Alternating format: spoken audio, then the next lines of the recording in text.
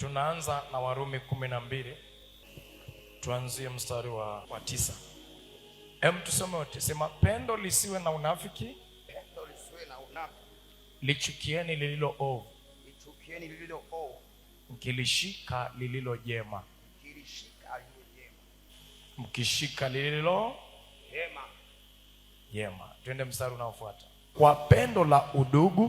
Kwa pendo la udugu. Mpendane ninyi kwa ninyi. Mpendane ninyi kwa ninyi. Kwa heshima. Mkiwatanguliza wenzenu. Mkiwatanguliza wenzenu. Sema, kwa bidii. Kwa bidii. Bila kulegea. Si walegevu. Kwenye Biblia yako imeandikwaje? Kwa bidii si walegevu.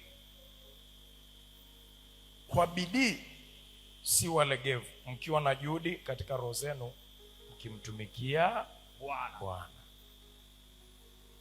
Kwa bidii si walegevu. Mkifanya nini? Mkiwa na juhudi katika roho zenu. Mkiwa na nini? Na juhudi katika roho zenu. Na juhudi katika.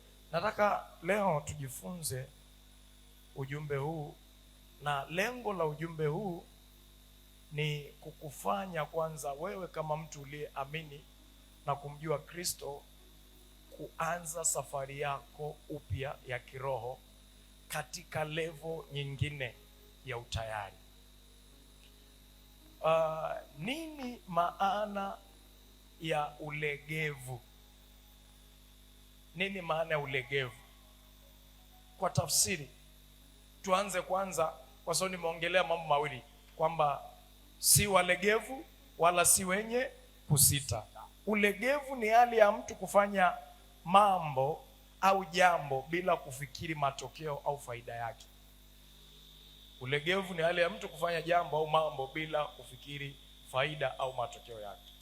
Tafsiri ya pili, ulegevu ni hali ya mtu kufanya kitu pasipokuwa na nguvu ya kukifanya. Tuje kwenye tafsiri ya pili ya neno kusita. Kusita ni hali ya mtu kuwa na nia mbili katika jambo aliloamua kutenda.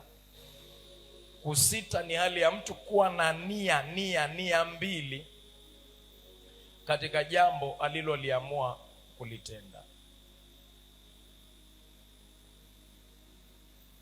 Kusita huambatana na mtu kuanza kitu anachofanya na kuacha njiani. Kwa hapo nimeongelea mambo mawili: ulegevu na kusita. Ulegevu na kusita.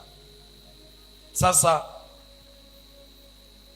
neno kulegea nimelitoa kwa tafsiri ya kawaida, lakini lengo ni kukuleta we kwenye Biblia na kwenye neno la Mungu. Mungu hapendi wala hapendezwi na mtu anapofanya jambo lolote katika milengo miwili: mlengo wa ulegevu, mlengo wa kusita. Kwa sababu Mungu anatamani au anataka akisha kuleta kwake, basi usiwe mlegevu. Kuna mambo mengi sana ya kukwaza imani.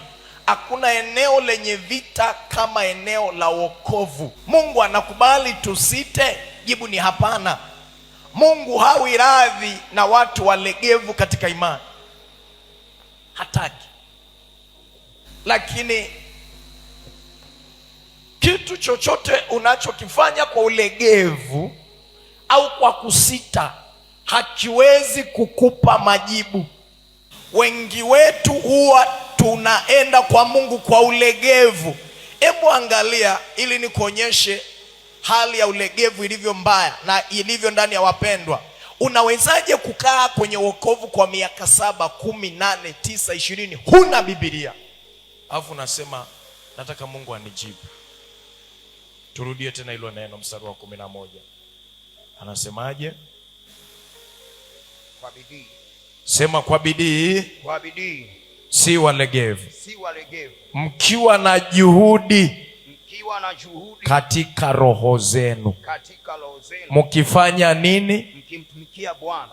Nilisema siku moja, kila mtu ndani ya kanisa Mungu ameweka talent, ameweka kipawa ndani yake, lakini sio kila mtu yuko tayari kutumika na Mungu.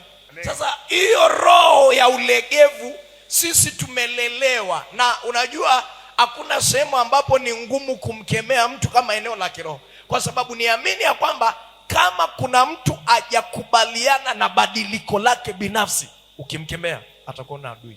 Kwa hiyo ulegevu ni hali ya mtu kufanya kitu bila kufikiri, kwa sababu tungefikiri matokeo ya kumcha Mungu tusingekuwa nini? Walegevu. Kwa hiyo kitu ambacho leo unapaswa ujiulize ndani ya moyo wako, na tujiulize pamoja hapo. Je, tuna juhudi katika kumtumikia Mungu? Je, tuna juhudi katika roho zetu? Ni aibu sana na ni hatari kufanya vitu kwa ulegevu. Ukipewa shughuli yoyote ifanye kwa bidii. Sisi tukishaokolewa au tukishaokoka tusiwe wajinga.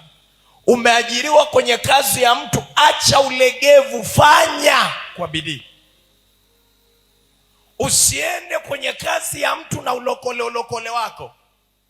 Fanya kazi ya huyo mtu, kwa sababu huyo mtu alikuwa anatafuta mtu wa kutatua tatizo lake ili ampe fedha. Sasa wewe pale umewekwa kazi, na mwenyewe unasema anaenda kazi, alafu bado unasema hii kazi ni ngumu, acha hii tuifanye hivi, tuifanye tu kawaida. Fanya kwa bidii katika jina la Yesu. Amina. Biashara yako fanya kwa bidii. Amina. Kila kitu Mungu anachokupa kukifanya, fanya kwa bidii. Hudhuria ibada kwa bidii. Amina. Soma neno kwa bidii. Amina. Ukianza kuongozwa maombi, omba kwa bidii. Ukianza kusifu, sifu kwa bidii.